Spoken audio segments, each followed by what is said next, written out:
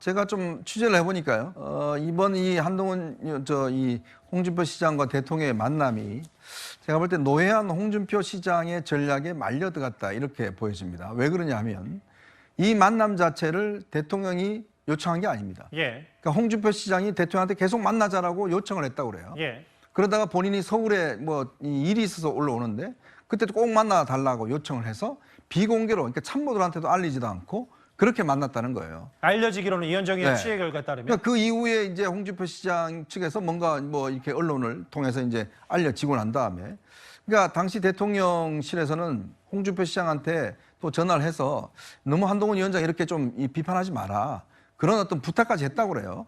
근데 본인은 이제 안 하겠다라고 이야기를 하고 난 다음에 바로 폐쇄자 이야기 저걸 올리고 그다음에 배신자 이야기를 한 거잖아요. 예. 그러니까 이거는 제가 볼 때는 홍준표 시장이 기본적으로 자신의 대권 어떤 전체 가는 과정에서 예. 이번 기회에 어쨌거나 한동훈이라는 자기 유력한 대권주자를 한번 눌러야 되겠다, 어떤 탈락시켜야 되겠다, 이런 계획 하에서 결국 아마 저는 대통령과의 면담도 요청을 했고 그 과정 속에 이루어진 것이지, 대통령이 뭔가 이 홍준표 시장을 편을 들기 위해서 이런 만남을 이루어졌다 이렇게 파악되지는 않는 것 같습니다.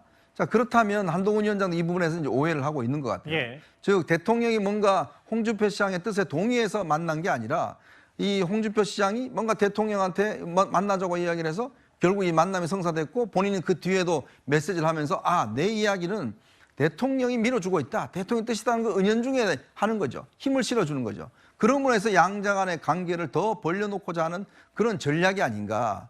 그래서 이제 그런 부분을 제가 알기로는 아마 참모진들에서 그 오해를 풀기 위해서 지금 굉장히 노력을 하고 있는 걸로 알고 있습니다. 예. 그 대통령의 뜻이 아니다는 것을 자체를. 근데 한동훈 위원장 보기에는, 겉으로 보기에는 뭔가 대통령이 홍 시장한테 힘을 실어주는 이런 모습으로 나타나는 거죠. 사실 그렇게 보일 수 있는 게, 왜냐하면 홍 시장이 글쎄요, 관저에서 4시간 비공개 독대 이후 전후로 계속해서 비판했고, 그러면 한 전 위원장 입장에서는 윤 대통령이 저렇게 비판하고 싶은 걸 홍 시장 입을 빌어서 하나, 이런 생각은 할 수 그렇죠. 있는 거 아니겠습니까? 그게 이제 대통령실에서 공식적으로 기자들한테 뭘 이야기한 이런 적이 없어요. 예. 다 어떤 면에서 보면 홍 시장 측에서 뭐가 내가 총리 누구 추천했다 어쨌다 이런 이야기를 하니까 마치 그게 대통령의 뜻인 것처럼 오해되는 게 아닌가. 그래서 아마 이 양측 간에 조금의 어떤 갈등 해소를 위한 시간적인 좀 텀은 필요하지 않나 싶습니다.